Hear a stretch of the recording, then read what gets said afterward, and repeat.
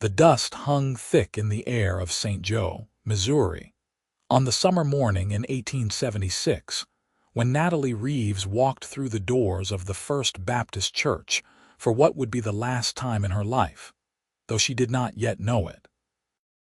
She had scrubbed her hands raw that morning, trying to wash away the feeling of what she had done. But Reverend Thomas had eyes like a hawk and a tongue sharper than any blade when it came to passing judgment on the souls under his care. Natalie kept her head down as she slipped into the back pew, her worn calico dress pressed as neat as she could manage, her dark hair pinned up tight beneath a simple bonnet. She was 22 years old, and the weight of her choices sat on her shoulders like a millstone. The service began as it always did, with hymns that rose to the rafters and scripture readings that echoed off the whitewashed walls. Natalie mouthed the words to the songs, her voice too small to join the chorus properly. She felt the eyes on her, though perhaps that was only her guilt speaking. The women of St. Joe had long memories and longer tongues, and they had been whispering about her since the news broke 3 weeks prior. Her hands twisted in her lap, fingers worrying at the fabric of her dress until she forced herself to stop. Reverend Thomas stood at the pulpit, his silver hair gleaming in the light that streamed through the windows. He was a tall man, thin as a rail, with the kind of face that seemed carved from granite. When he spoke, his voice carried the weight of absolute certainty, and today that certainty was trained on matters of sin and redemption. "There are those among us," he began, his gaze sweeping across the congregation, "who believe that any transgression can be forgiven, that the doors of the Lord's house stand open to all who seek entrance. But I tell you, brothers and sisters, there are sins so grave, so fundamentally corrupt, that they cannot be washed clean by simple prayer and confession." Natalie's breath caught in her throat. She knew with sudden and terrible clarity what was coming next. There are those who would bring shame upon this house of worship, who would taint the very air we breathe with their presence. A woman who sells her virtue, who trades in flesh and wickedness, has no place among the righteous.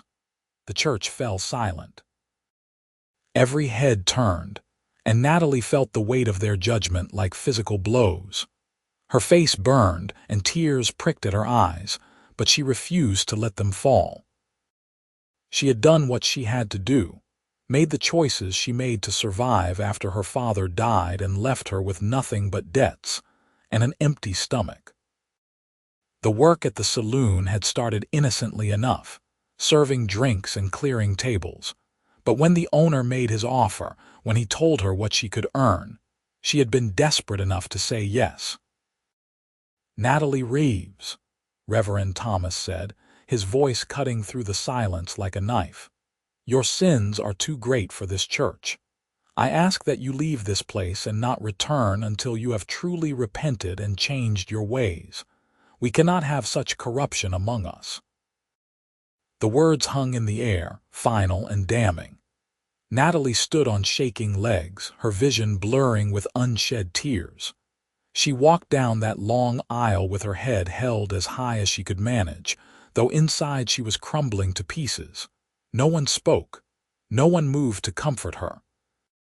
The doors closed behind her with a sound like thunder, and she stood alone on the church steps, blinking in the bright sunlight. The town square stretched before her, already bustling with the morning's activity. Wagons rolled past, their wheels kicking up dust. Children played near the general store while their mothers shopped. Life continued on, indifferent to her humiliation. Natalie walked slowly down the steps, her legs carrying her without conscious thought. She had nowhere to go but back to the tiny room she rented above the saloon, back to the life that had just cost her everything she had left. She made it 2 blocks before she had to stop, pressing her hand against the rough wooden wall of the mercantile to steady herself. The tears came then, hot and bitter, streaming down her face despite her efforts to hold them back. She had grown up in this church, been baptized in the river just outside of town when she was 12 years old. Her mother was buried in the churchyard, and Natalie had always imagined she would rest there someday too. Now that future was gone, torn away by circumstances and choices, and the unforgiving judgment of men who had never known hunger the way she had. "Miss, are you all right?" The voice was deep and gentle, tinged with concern. Natalie looked up through her tears to see a man standing a few feet away, his hat in his hands. He was tall and broad-shouldered, with sun-bronzed skin and dark hair that curled slightly at his collar. His face was kind, with strong features and eyes the color of warm whiskey. He wore the clothes of a working man, worn denim pants, a cotton shirt with the sleeves rolled to his elbows, and boots scuffed from hard use. A cowboy, she realized, likely one of the many who passed through St. Joe on cattle drives or working the ranches that sprawled across the countryside. "I am fine," she managed, though her voice broke on the words. She wiped at her face with the back of her hand, trying to compose herself. "Thank you for your concern." He did not move away. Instead, he stepped a little closer, his expression troubled. "Forgive me for saying so, miss, but you do not look fine. I am not trying to intrude, but if there is anything I can do to help." His kindness was almost more than she could bear. Natalie shook her head. "There is nothing anyone can do. I have been cast out of the church, told I am too sinful to worship with decent folk. That is all." She meant it to sound dismissive, to send him on his way, but instead, the words came out broken and defeated. The man's jaw tightened, and something flashed in his eyes that might have been anger, though it was not directed at her. "What is your name?" he asked. "Natalie Reeves." "Miss Reeves, my name is Ryder Michaels. I have been working a ranch about 10 miles from here, and I come into town for supplies when needed. I am not a particularly religious man myself, but I know something about being judged unfairly." He paused, seeming to choose his words carefully. "What you do or have done is your own business, and I will not presume to question it. But I will say this. No person should be told they are too sinful to seek whatever peace or redemption they need. That does not sit right with me." Natalie stared at him, surprised by his words. In her experience, most men fell into two categories: those who judged her for what she had done and those who sought to take advantage of it. Ryder Michaels seemed to be neither. "That is kind of you to say," she said quietly, "but the Reverend has spoken, and his word is law in this town. There is nothing to be done about it."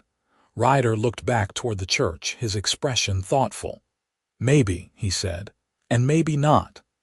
He turned back to her, and there was determination in his face now. "Miss Reeves, would you allow me to buy you a cup of coffee?" "I would like to talk with you if you are willing." She should have said no.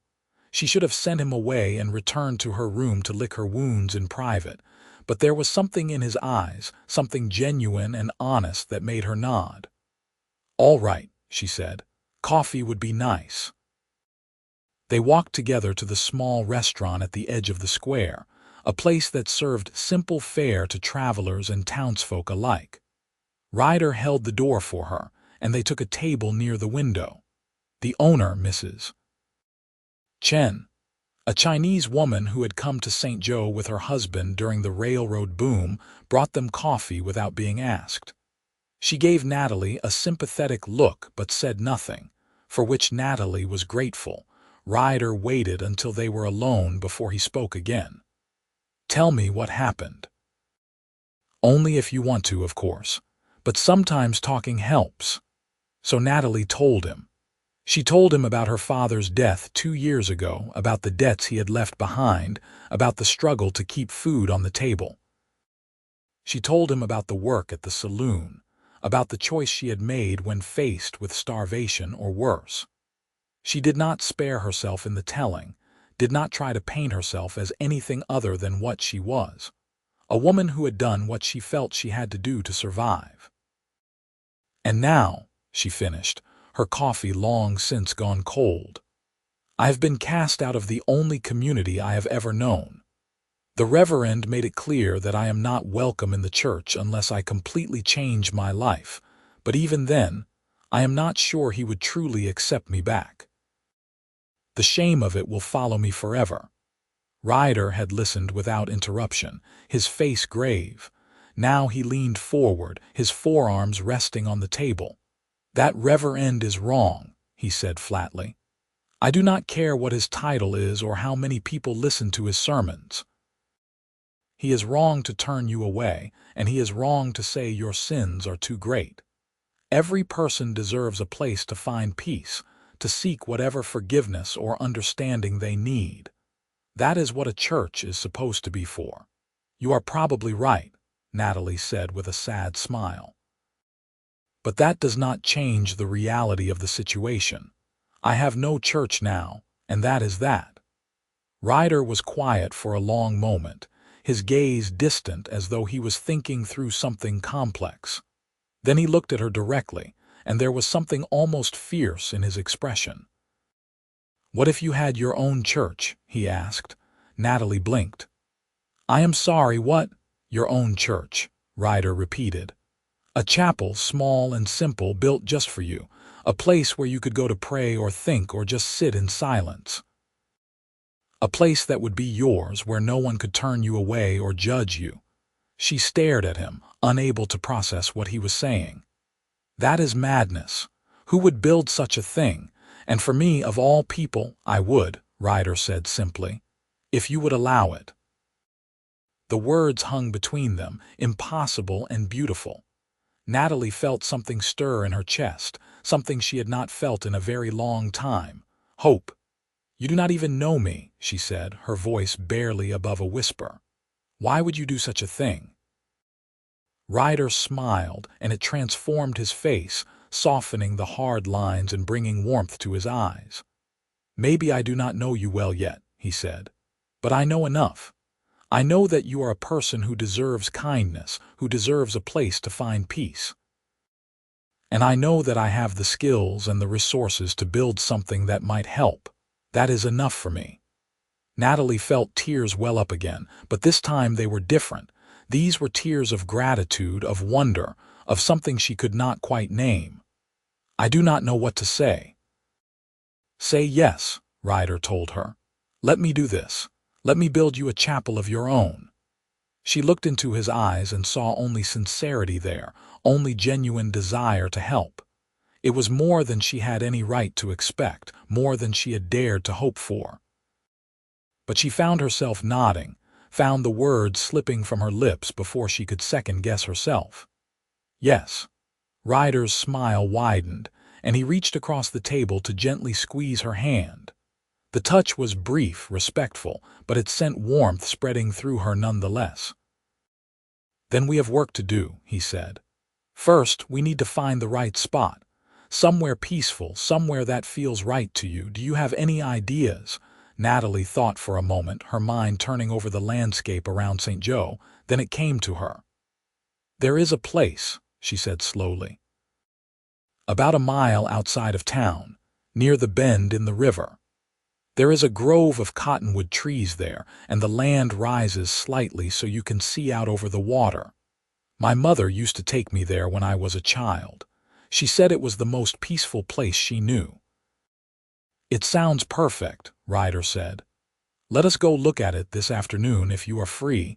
I want to see it through your eyes. They left the restaurant together, and Natalie felt the stares of the townsfolk as they walked. She knew what they were thinking, what judgments they were making. But with Ryder beside her, steady and calm, she found she could bear it. They retrieved his horse from the livery, a sturdy bay gelding named Copper, and he helped her up onto the saddle before swinging up behind her. It was improper, she supposed, to ride like this without a chaperone, but she found she did not care. The rules that had governed her life before no longer seemed to apply.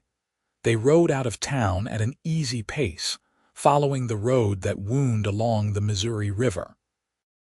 The day was warm but not oppressively so, and a breeze stirred the tall grass that grew alongside the path. Natalie directed Ryder to the grove, and when they arrived, she slid down from the horse and stood looking at the place she had not visited in years. It was just as she remembered. The cottonwoods stood tall and graceful, their leaves rustling in the wind. The river curved lazily below, its surface sparkling in the afternoon sun. The ground was carpeted with soft grass, and wildflowers grew in scattered patches of color. It was beautiful and serene, a place that seemed removed from the harsh judgments of the world. "This is it," she said softly. "This is the place."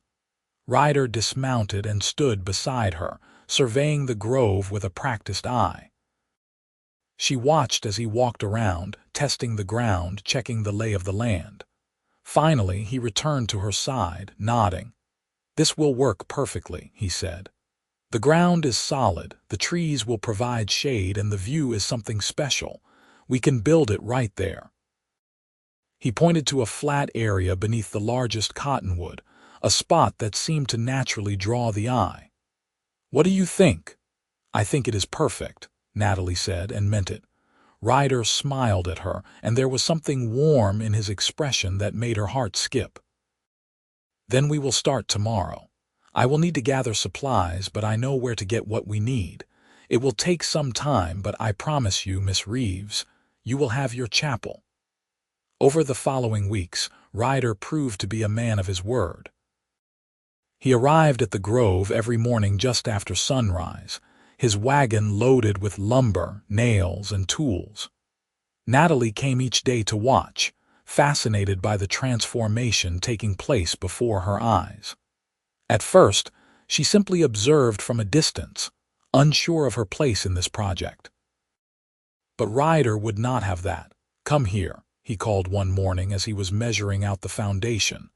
"I could use an extra pair of hands." Natalie approached hesitantly. "I do not know anything about building." "Then I will teach you," he said easily. "Everyone has to start somewhere." So she learned. She learned how to measure and mark the wood, how to saw in straight lines, how to drive nails without bending them. Her hands, already calloused from work at the saloon, grew tougher still. She got splinters and hit her thumb with the hammer more times than she could count, but she also felt a satisfaction she had never known before. This was real work, creating something beautiful and lasting, and she was part of it. As they worked side by side, Natalie and Ryder talked.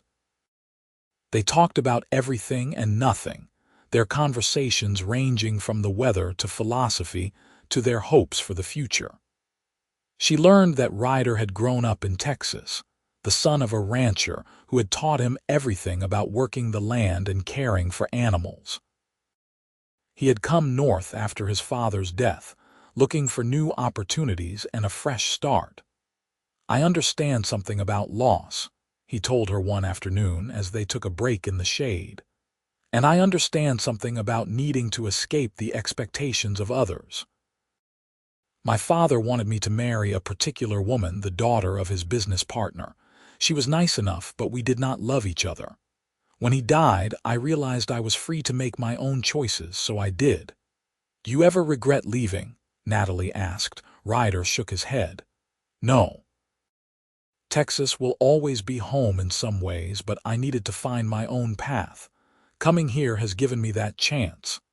He looked at her, and there was something in his eyes that made her breath catch. "And it brought me to meet you, which I cannot regret." Natalie felt heat rise in her cheeks. Over the weeks they had spent together, she had come to look forward to these days in the grove more than anything else. Ryder was kind and patient, but more than that, he treated her with respect. He never once asked about her work at the saloon or made her feel ashamed of her past. He saw her as she was, and he did not turn away. She had not meant to fall in love with him. It had happened slowly, like water wearing away stone, until one morning she woke up and realized that the thought of him made her heart race, that his smile could lift her spirits even on the darkest days. It terrified her, this feeling, because she knew she had nothing to offer him. She was damaged goods in the eyes of society, a fallen woman with a tarnished reputation. But her heart did not seem to care about such practicalities. The chapel took shape day by day.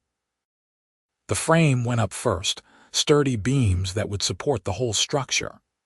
Then came the walls, smooth planks that Ryder fitted together with meticulous care. He built a simple door with iron hinges and a window that would let in the morning light. The roof was shingled with care, each piece overlapping to keep out the rain. As the building neared completion, word spread through St. Joe about what was happening. Some people thought it was a scandal, that a cowboy was building a private chapel for a saloon girl. Others found it romantic, a grand gesture that spoke to the better nature of humanity. Reverend Thomas, when he heard about it, condemned the project from his pulpit, calling it blasphemous and an insult to proper religion. But his words could not stop what was already in motion. One day, about 6 weeks after they had started, Mrs. Chen appeared at the grove with a basket of food and a warm smile. "I heard what you are doing," she said to Ryder. "It is a good thing, a kind thing. I brought lunch for you both." They shared the meal together, sitting in the grass outside the nearly finished chapel. Mrs. Chen asked questions about the building, admired the craftsmanship, and told them stories about her own journey to America. When she left, she pressed Natalie's hand and said quietly, "Do not let the judgment of small minds steal your joy. You deserve happiness as much as anyone." The words stayed with Natalie long after Mrs. Chen had gone. Did she deserve happiness? She wanted to believe it, but years of shame and condemnation had left deep scars. Still, when she looked at Ryder, when she saw the care he put into every detail of the chapel, she felt something shift inside her. Maybe she could believe it. Maybe she could allow herself to hope. The interior of the chapel was simple but beautiful. Ryder built a small altar at the front and 3 rows of benches for sitting. He sanded everything smooth, then treated the wood with oil until it gleamed. Natalie contributed what she could, sewing cushions for the benches from fabric she bought with her carefully saved wages. She embroidered simple crosses on each one, the stitches small and precise. On a warm September morning, Ryder put the finishing touches on the chapel. He had carved a small wooden cross to hang above the altar, and he mounted it with care. When he stepped back, Natalie stood beside him, and together they looked at what they had created. "It is beautiful," she whispered. "I cannot believe this is real." "It is real," Ryder said, "and it is yours. Your chapel, your place of peace. No one can take that from you." Natalie felt tears slip down her cheeks, but she was smiling through them. She turned to Ryder, wanting to thank him, wanting to express everything she was feeling, but the words tangled on her tongue. Instead, she did something she had not planned, something that came from pure instinct. She reached up and kissed him. For a moment, Ryder went still with surprise. Then his arms came around her, and he was kissing her back with a tenderness that made her heart ache. When they finally pulled apart, both were breathing hard, and Ryder's eyes were dark with emotion. "Natalie," he said, his voice rough, "I need to tell you something. I have been holding back, trying to be respectful, but I cannot keep it inside anymore. I love you. I have loved you since the day I saw you crying outside that mercantile, and every moment I have spent with you since has only made that love grow stronger." Natalie stared at him, her heart pounding so hard she thought it might burst from her chest. "You love me," she whispered. "Even knowing what I am, what I have done." "I love you because of who you are," Ryder said fiercely. "You are strong and brave and kind. You survived circumstances that would have broken many others. You are not defined by your past, Natalie. You are defined by how you choose to move forward, and I see nothing but goodness in you. The tears came harder now, and Natalie let them fall. "I love you too," she said. "I did not think I could, did not think I had the right to, but I do. I love you, Ryder Michaels." He kissed her again, deeper this time, and Natalie felt the last of her walls crumble. Here, in this place they had built together, she finally allowed herself to believe that she could have something good, something pure, that she was worthy of love after all. When they finally broke apart, Ryder took her hands in his. "Marry me," he said. "I know it is fast, I know we have only known each other a short time, but I have never been more certain of anything. Marry me, Natalie, let us build a life together." "But what about my reputation?" she asked, even as her heart sang with joy. "What about what people will say?" "I do not care what people say," Ryder said. "The only opinions that matter are ours. I want to spend my life with you if you will have me." Natalie looked into his eyes and saw her future there, bright and full of promise. "Yes," she said. "Yes, I will marry you."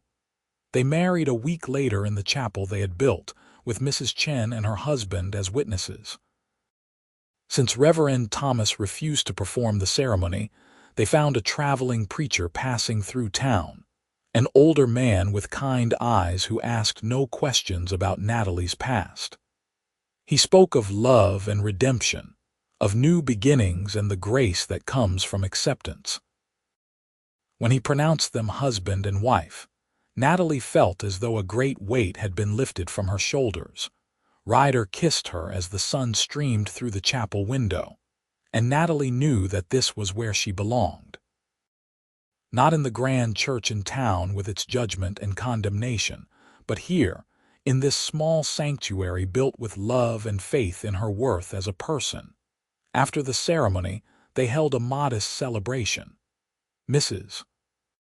Chen had prepared a feast, and a handful of other townsfolk who had always treated Natalie with kindness came to share in their joy. It was not the wedding Natalie had imagined as a girl, but it was perfect in its own way. Ryder had rented a small house on the outskirts of St. Joe, a tidy place with a garden and a barn for copper. They moved in together that night, and Natalie felt the strangeness of having a home again, a place that was truly hers. Ryder was gentle with her, patient as they learned each other, and Natalie discovered what it meant to be with a man who truly loved her, who saw her as more than just a body or a source of shame. In the weeks that followed, they fell into a rhythm of life together. Ryder continued his work at the ranch, rising early each morning and returning in the evening covered in dust and smelling of horses. Natalie left her job at the saloon, unable to bear it any longer now that she had another option. She took in sewing and mending instead and found that she had a talent for it. Word spread, and soon she had more work than she could handle. They visited the chapel often, sometimes together and sometimes alone. It became a place of reflection for Natalie, a place where she could work through her feelings about her past and her hopes for the future. She prayed there sometimes, though her prayers were different now. They were conversations, quiet talks with a God she hoped might listen despite what Reverend Thomas had said. One evening in October, as they sat together on the porch of their house watching the sun set, Natalie turned to Ryder with a question that had been weighing on her mind. "Do you ever regret it?" she asked. "Marrying me, I mean, building the chapel, all of it." Ryder looked at her with surprise. "Regret it? Natalie, marrying you is the best thing I have ever done. Why would you think I regret it?" She twisted her hands in her lap. "Because of what people say. I know you hear the whispers, the comments. Some people think you are a fool for taking up with someone like me. I do not want to be the thing that holds you back or brings you shame." Ryder set down the cup of coffee he had been holding and took her hands in his, turning her to face him. "Listen to me," he said, his voice firm but gentle. "I do not care what people say. Their opinions do not matter, not even a little bit. What matters is us, what we have built together. You are my wife, and I am proud to call you that. You have shown more courage in the months I have known you than most people show in a lifetime. I love you, Natalie. That is not going to change because some narrow-minded fools cannot see what I see." Natalie felt tears prick at her eyes, but she smiled through them. "I love you too," she said. "I just needed to hear you say it." "Then I will say it every day for the rest of our lives," Ryder promised. He kissed her softly, and Natalie leaned into him, letting his strength and certainty wash over her. As autumn deepened and the leaves turned gold and red, Natalie began to feel a change in herself. At first, she attributed it to the happiness of her new life, the contentment that came from being with Ryder. But as the weeks passed, she realized it was something more. The signs were subtle at first: a tenderness in her breasts, a slight queasiness in the mornings, a fatigue that seemed to settle into her bones. When she missed her monthly courses, she knew for certain she was pregnant. The realization filled her with a complex mix of emotions. Joy, certainly, at the thought of carrying Ryder's child, but also fear. What if something went wrong? What if the baby was born and people whispered about whether Ryder was truly the father? What if she was not a good mother? She waited a week before telling Ryder, needing time to process her own feelings first.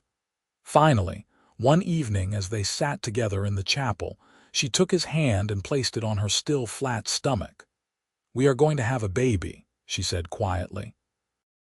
Ryder's eyes went wide, and for a moment he simply stared at her. Then a grin spread across his face, so wide and genuine that it made Natalie's heart soar. "A baby," he repeated. "Truly," she nodded. "Truly." He let out a whoop of joy that echoed off the chapel walls, then pulled her into his arms and spun her around. Natalie laughed despite herself, caught up in his enthusiasm. When he set her down, his hands cupped her face, and he kissed her with such tenderness that she felt tears spring to her eyes. "We are going to be parents," he said, wonder in his voice. "Natalie, this is the most incredible news. How are you feeling? Are you all right? Do you need anything?" His concern made her smile. "I am fine. A little tired, a little sick in the mornings, but the midwife says that is normal. She thinks the baby will come in late May or early June." "May or June," Ryder repeated, as if committing the date to memory. "We have so much to do. We need to prepare the house, get everything ready. We need to make sure you are taking care of yourself, eating well, resting enough." "Ryder," Natalie said, laughing softly, "we have months yet. There is time." But Ryder was already planning, his mind racing ahead to all the things they would need. Natalie let him talk, content to watch the joy on his face. She had been afraid of how he might react, worried that a baby coming so soon after their marriage might be unwelcome. But she should have known better. Ryder embraced everything about their life together with the same wholehearted enthusiasm he had brought to building the chapel. Winter came to St. Joe, bringing cold winds and snow that blanketed the landscape. Natalie spent much of her time indoors, sewing baby clothes and preparing for the arrival of their child. Ryder was attentive to the point of being overprotective, constantly worrying about whether she was warm enough, whether she was eating enough, whether she was overdoing it with her work. Natalie tolerated his fussing with good humor, knowing it came from a place of love. They spent Christmas in the chapel, just the two of them. Ryder had brought pine branches to decorate the simple space, and they smelled of the forest. They sang carols, their voices mingling in the quiet, and Natalie felt a peace she had never known. This was what the season was supposed to be about, she thought. Love and hope and the promise of new life. As winter gave way to spring, Natalie's belly grew round and full.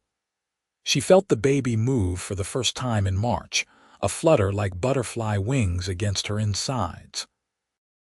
She grabbed Ryder's hand and pressed it to her stomach, and when he felt the movement too, his face lit up with wonder. "That is our child," he said softly, "our baby moving and growing." "Yes," Natalie said, her own voice full of awe, "our baby." They talked about names as the due date drew closer. Ryder liked strong, traditional names, while Natalie found herself drawn to names with meaning.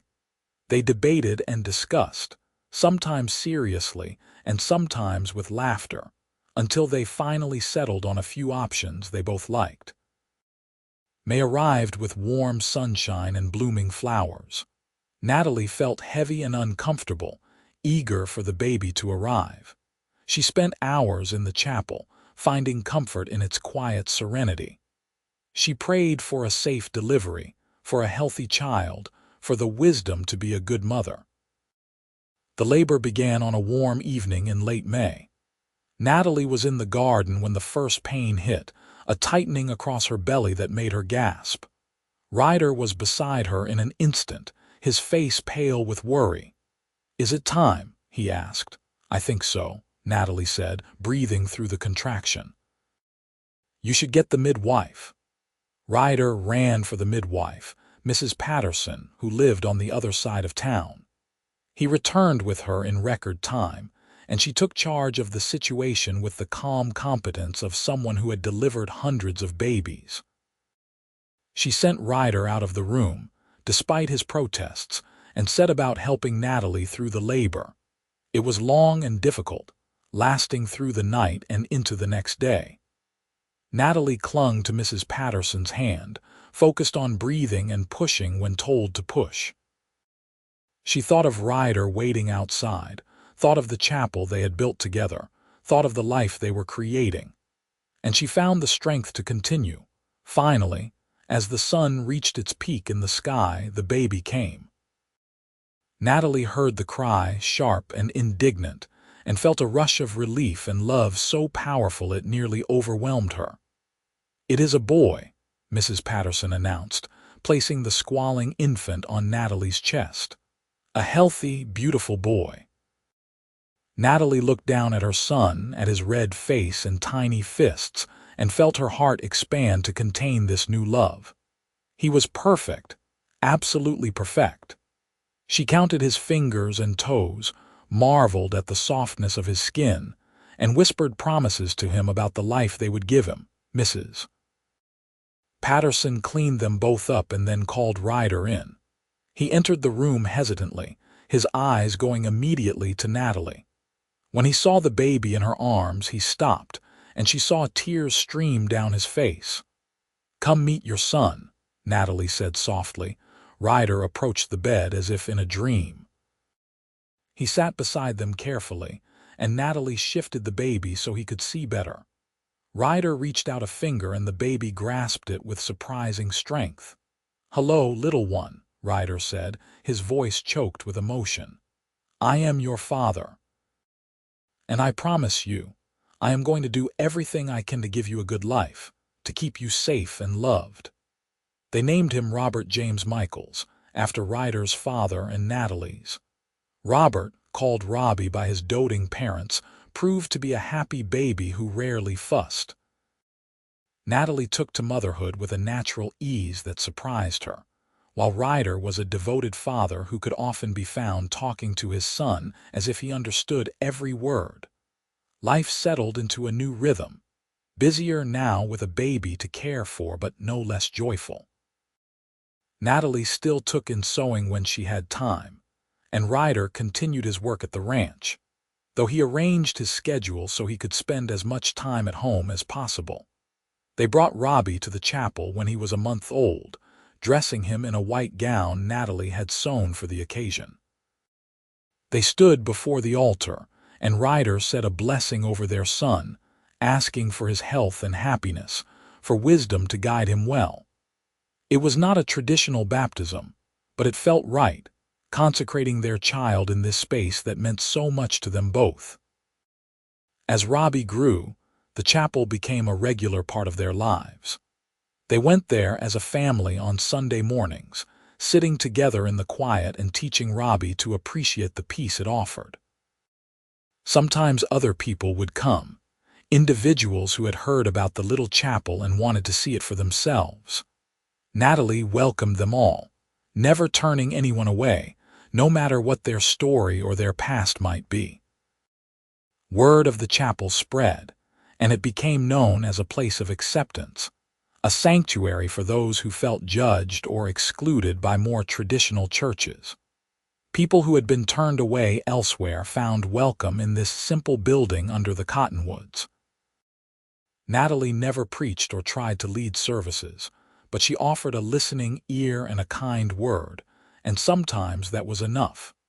Reverend Thomas, predictably, condemned the chapel and all who attended it.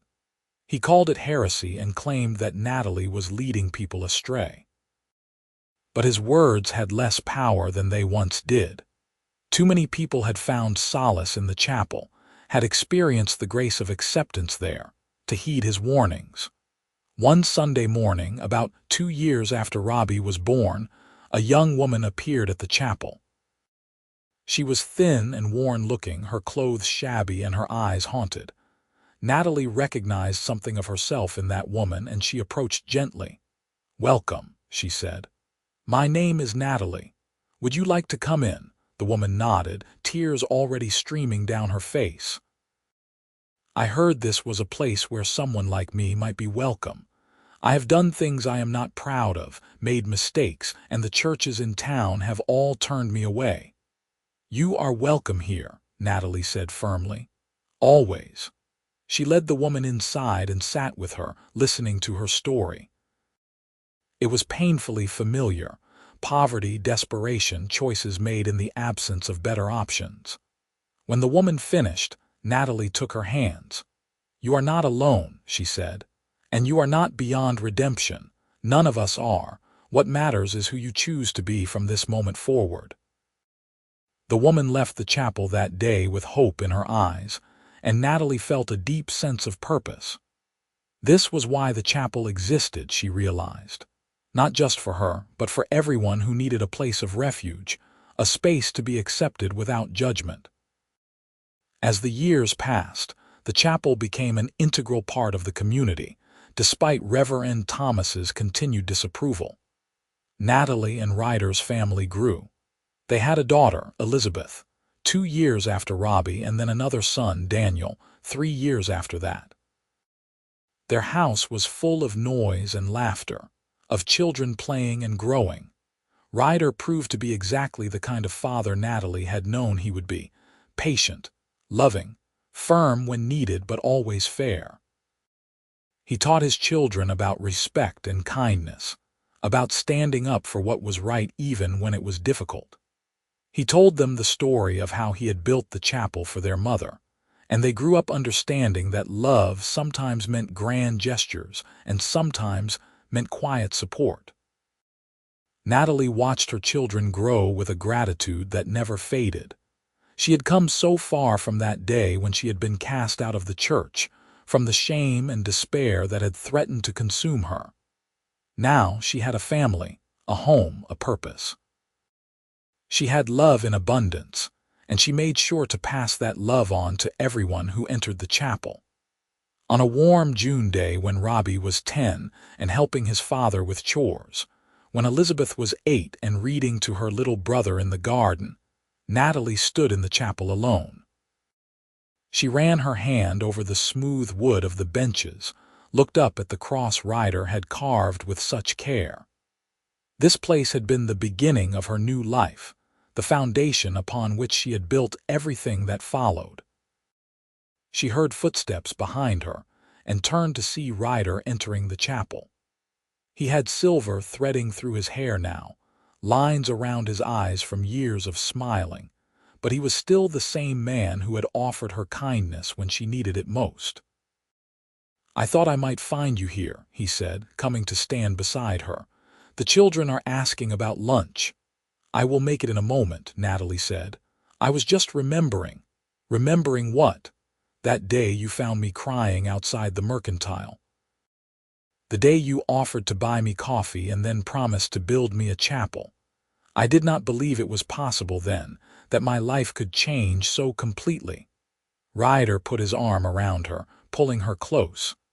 "I knew from the moment I saw you that you were special. I just had to convince you of it." Natalie leaned into him, feeling the solid warmth of his presence. "You did more than that. You gave me back my faith, not in a church or a reverend, but in humanity, in love, in the possibility of redemption and new beginnings." "We gave that to each other," Ryder said. "This chapel was just the start. Everything else we built together." They stood in silence for a moment, surrounded by the peace of the space they had created. Then Natalie smiled and turned to him. "Come on. We have hungry children waiting, and Elizabeth promised to help me make berry pie."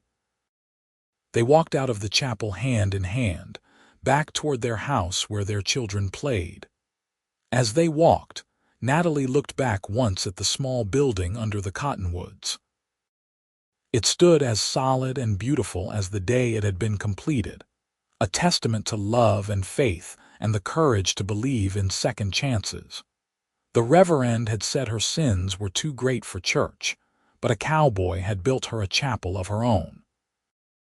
And in doing so, he had given her far more than a building. He had given her hope, love, and a future brighter than anything she could have imagined. The years continued to unfold with a gentleness that Natalie had never expected from life. Robbie grew into a thoughtful young man, tall like his father with his mother's dark eyes. Elizabeth was bright and curious, always asking questions and exploring the world around her with fearless enthusiasm. Daniel, the baby of the family, was quieter but possessed a kindness that showed itself in small, constant ways.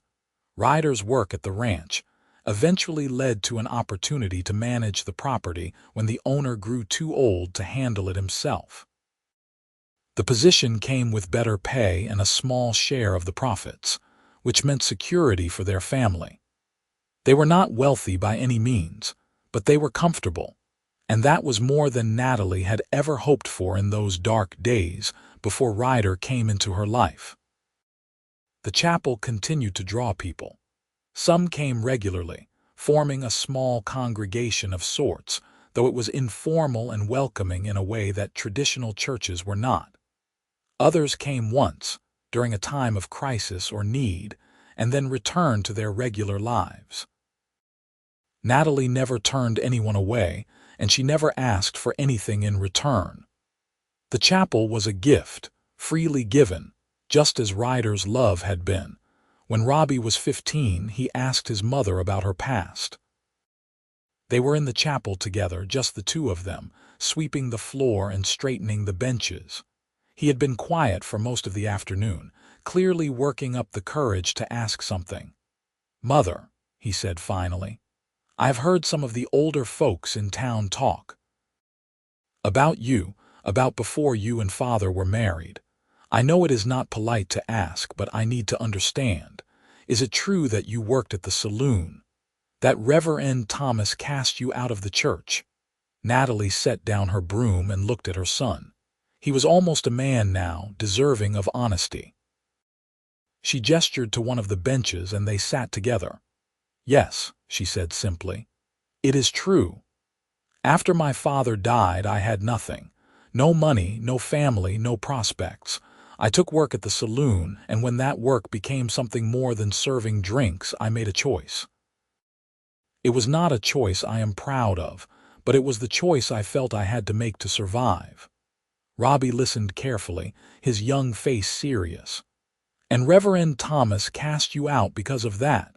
"He said my sins were too great for the church," Natalie confirmed. "He told me I was not welcome among decent people." "But that is wrong," Robbie said, his voice rising with indignation. "Everyone should be welcome in church. That is the whole point, is it not? That everyone needs grace." Natalie smiled sadly. "You would think so.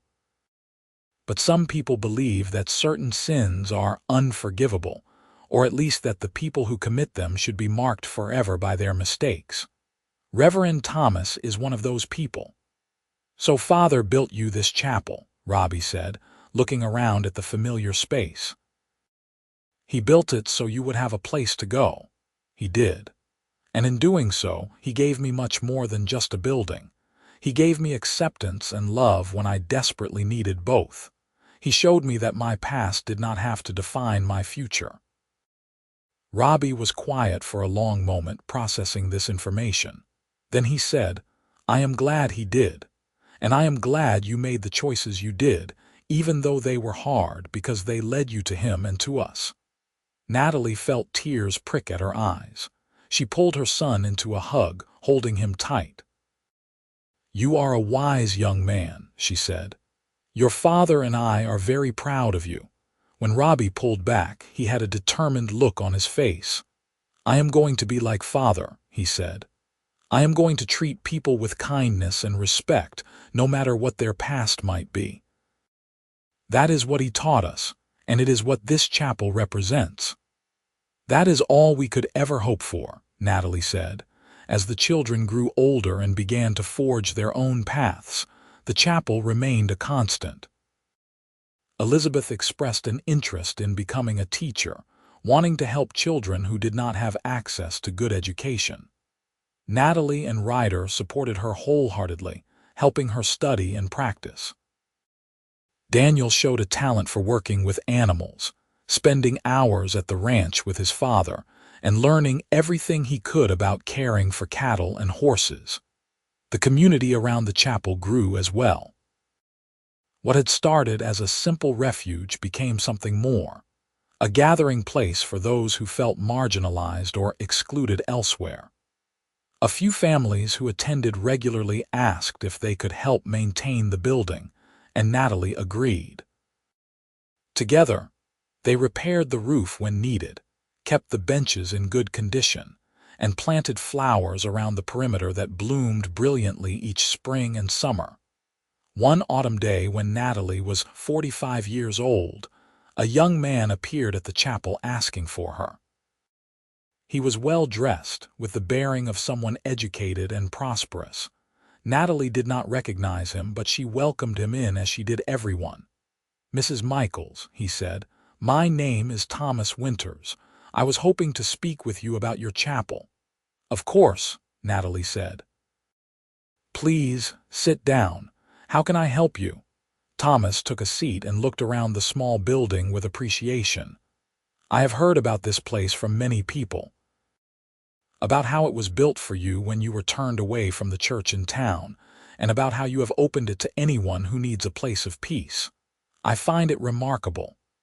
"It was a gift from my husband," Natalie said. "He saw a need and filled it. The fact that others have found comfort here is more than we ever expected." "I am writing a book," Thomas explained, "about faith and community in the American West. I have been traveling from town to town, collecting stories, and yours is one that I believe needs to be told. Would you be willing to share your experience with me?" Natalie hesitated. She had never sought attention for the chapel or for her story. But as she looked at this earnest young man, she realized that perhaps there was value in sharing what had happened. Maybe her story could help others who found themselves cast out and alone. "Yes," she said, "I will tell you what happened." Over the next several hours, Natalie recounted her story. She told Thomas about her father's death, about the desperate choices she made, about Reverend Thomas's condemnation. She told him about meeting Ryder, about the chapel being built, about the life they had created together. Thomas listened intently, taking notes and asking thoughtful questions. When she finished, Thomas sat back and shook his head in wonder. "This is an incredible story of redemption and grace," he said. "Not religious redemption in the traditional sense, but human redemption. The redemption that comes from being seen and accepted as you are." "That is exactly what it was," Natalie said. "Ryder saw me when I was at my lowest, and he did not look away. He did not judge or condemn. He simply offered kindness, and in doing so changed your entire life." "Yes. But more than that, he changed the lives of everyone who has come through these doors seeking acceptance." This chapel has become something bigger than either of us ever imagined." Thomas included Natalie's story in his book, which was published the following year. When she read the chapter about herself and the chapel, she was struck by how he had captured the essence of what had happened. He wrote about the failure of institutions to provide true grace, about the power of individual acts of kindness, about the communities that form when people are allowed to be themselves without shame. The book found a modest audience, but for those who read it, the story of the chapel in St. Joe, Missouri, became well known. A few people even made trips to see it for themselves, wanting to witness the physical manifestation of such love and acceptance. Reverend Thomas, predictably, was furious when he learned about the book. He preached against it from his pulpit, calling it propaganda and lies. But his congregation had been shrinking for years, as more and more people found their way to churches that emphasized grace over judgment. His voice carried less weight than it once had, and many simply ignored his rants. When Natalie was 50, Ryder surprised her with an addition to the chapel. Working with their sons, he built a small room onto the back that could serve as a meeting space or a place for private prayer. They added more benches to accommodate the growing number of people who attended, and Ryder carved new crosses to hang on the walls, each one slightly different, representing the diversity of those who sought solace there. "You are still building this chapel," Natalie said to him as they stood admiring the new addition. "After all these years, you are still working on it." "A chapel like this is never truly finished," Ryder replied. "It grows and changes with the needs of the people it serves. Just like our love has grown and changed over the years." Natalie took his hand, lacing her fingers through his. They had been married for nearly 3 decades now, and she loved him more than she had on their wedding day. That love had deepened and matured, had weathered storms and celebrated joys, and it remained the foundation of everything in her life. Their children married and started families of their own. Robbie wed a schoolteacher from Kansas City, an intelligent woman named Sarah who shared his commitment to treating everyone with kindness. They had 3 children and settled on a small farm near St. Joe. Elizabeth married a doctor and moved to St. Louis, where she opened a school for underprivileged children. Daniel took over management of the ranch from Ryder, having inherited his father's skill with animals and the land. Natalie and Ryder became grandparents, a role they embraced with joy. They brought their grandchildren to the chapel, telling them the story of how it came to be and what it represented. The youngest generation absorbed these lessons, learning that love meant acceptance, that faith meant inclusion, that community meant welcoming everyone. On a clear September morning when Natalie was 61 years old, Reverend Thomas died. He had been ill for some time, his body failing even as his voice remained strong from the pulpit. The news spread through St. Joe quickly, and there was much discussion about his legacy. Some remembered him as a pillar of faith and morality, while others recalled his harsh judgments and lack of compassion. Natalie attended his funeral, despite everything that had passed between them. She stood at the back of the church, the same church that had once been her spiritual home, and listened to the eulogies. No one mentioned his condemnation of her or of others like her. That part of his life was quietly glossed over, as if by pretending it never happened, they could preserve a more palatable memory. After the service, as people filed out, an older woman approached Natalie. She had tears in her eyes and her hands trembled as she reached for Natalie's. "Thank you for coming," she said. "I am the Reverend's sister, Martha. I wanted to tell you that I am sorry. Sorry for what my brother did to you all those years ago. It was wrong, and I have always regretted that I did not speak up against it." Natalie was surprised by the apology, but she accepted it graciously. "Thank you for saying so. I have made peace with what happened. In many ways, being cast out of this church was the best thing that could have happened to me. It led me to my husband, to my life, to the chapel." Martha nodded, wiping at her eyes. "I have heard about your chapel. I have heard it is a place of great kindness. My brother could have learned from you, I think, if he had been willing." They parted with a sense of closure, and Natalie walked out of the church feeling lighter. The weight of those old wounds, the ones she thought had long since healed, lifted fully. She could forgive Reverend Thomas now, not because he deserved it, but because holding on to anger served no purpose. She had built a life of love and acceptance, and there was no room in it for bitterness. Years continued to pass, marked by seasons and celebrations, by births and deaths and all the moments in between. Natalie and Ryder grew old together, their bodies slowing down but their spirits remaining strong. They spent more time at the chapel as they aged, finding peace in the quiet space they had created together decades before. When Natalie was 73, Ryder fell ill. It started as a cough that would not go away, and the doctor diagnosed pneumonia. Despite treatment, he did not improve. Natalie sat by his bedside day and night, holding his hand and talking to him about their life together, about all the memories they had made. "You remember the day we met?" she asked him one evening as the sun set outside their window. "When you saw me crying outside the Mercantile?" Ryder's voice was weak, but he managed to smile. "I remember thinking you were the most beautiful woman I had ever seen, even with tears on your face. And I remember knowing somehow that you were important, that you would change my life." "You changed mine," Natalie said, tears streaming down her own face now. "You gave me everything, Ryder. Everything I have, everything I am is because of you." "No," Ryder said gently. "You were always strong, always capable. I just gave you a chance to see it." "But we built our life together, Natalie. Every bit of it. That chapel, our children, the community we fostered. We did that together."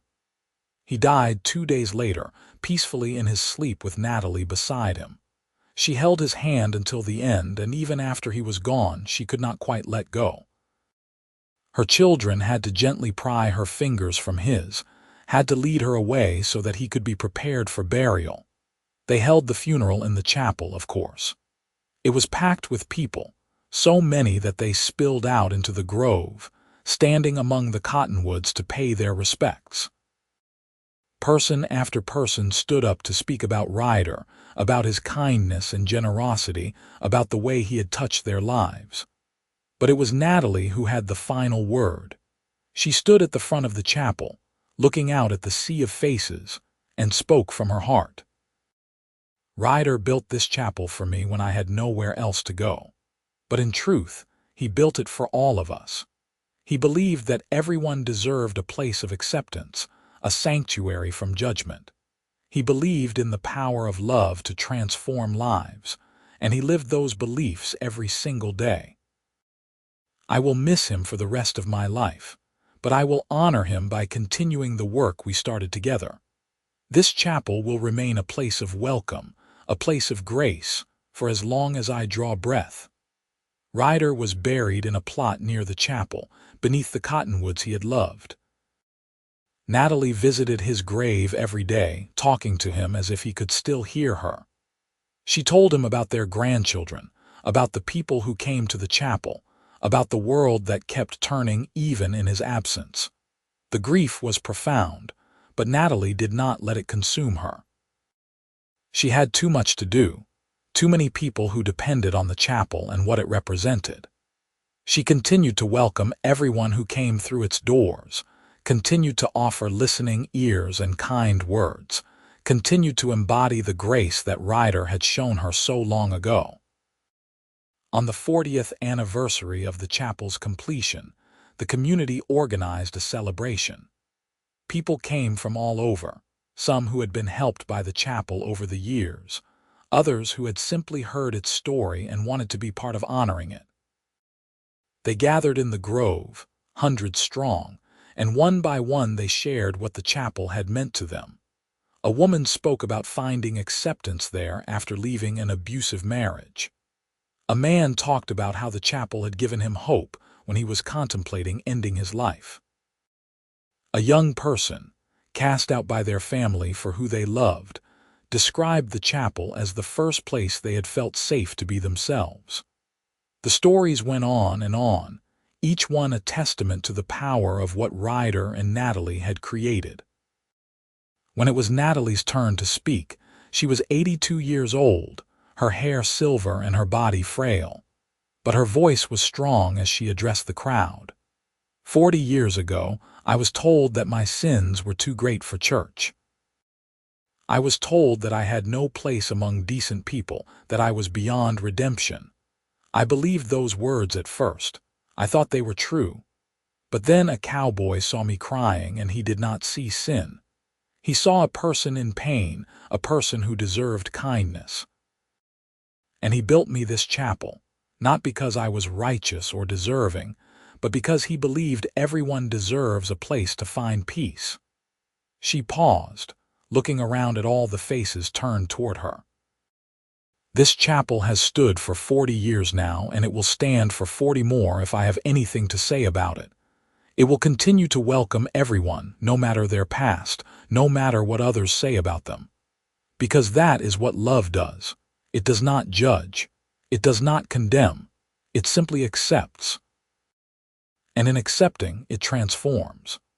The crowd erupted in applause, and Natalie felt tears stream down her face. But they were not tears of sadness. They were tears of gratitude, of joy, of deep and abiding peace. She had lived a full life, a good life, and it had all started with one act of kindness from a man who saw her worth when no one else did. Natalie lived for another 3 years after that celebration. She spent her final days surrounded by her children and grandchildren, her great-grandchildren playing at her feet. She told them stories about their grandfather, about the chapel, about the importance of treating everyone with dignity and respect. And when she finally closed her eyes for the last time, it was with a smile on her face. They buried her beside Ryder beneath the cottonwoods, and the entire community turned out for the funeral. The chapel was so packed that the service had to be held outside, just as Ryder's had been. Her children spoke about their mother with love and admiration, about the strength she had shown, about the legacy she left behind. After Natalie's death, the chapel continued on. Her children and grandchildren took turns maintaining it, ensuring that it remained a place of welcome and acceptance. The little building under the cottonwoods became a landmark, known throughout Missouri and beyond as a symbol of grace and redemption. People made pilgrimages to see it, to sit in its quiet interior and feel the peace that Natalie and Ryder had poured into its very foundations. Decades later, the chapel still stood, as sturdy and beautiful as the day it was completed.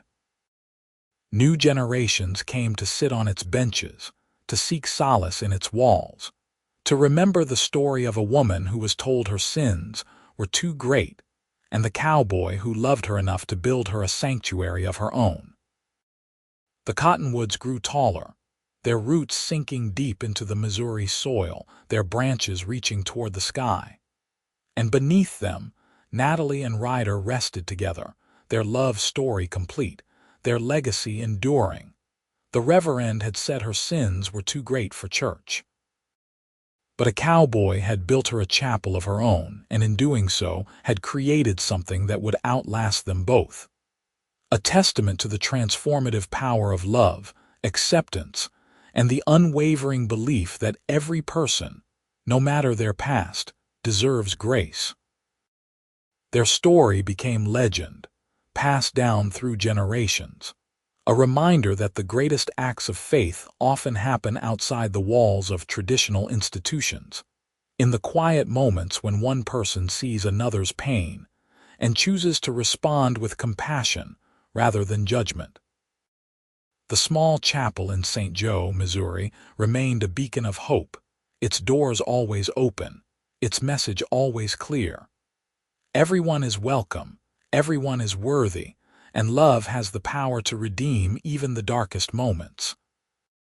This was the legacy of Natalie Reeves Michaels and Ryder Michaels, a legacy built not on condemnation or exclusion, but on the simple, radical act of seeing another person's humanity and choosing to honor it. Their love story, which began with rejection and despair, ended with hope and transformation, proving that sometimes the most sacred spaces are not the grandest buildings, but the ones built with love, one board at a time, by hands that refuse to turn away from suffering. And so the chapel stood, year after year, decade after decade, a monument to a love that changed not just 2 lives, but countless others. It stood as proof that when one door closes, another can be built, that when one voice says you are not worthy, another can say you are everything. It stood because Ryder had seen Natalie's tears and decided to do something about them, because he believed that everyone deserves a place to belong, and because he loved a woman enough to give her not just his heart, but a sanctuary for her soul. That sanctuary became a gift to the world, and its story, the story of the Reverend who said her sins were too great, and the cowboy who built her a chapel of her own, lived on long after they were gone, inspiring others to choose love over judgment, acceptance over exclusion, and grace over condemnation.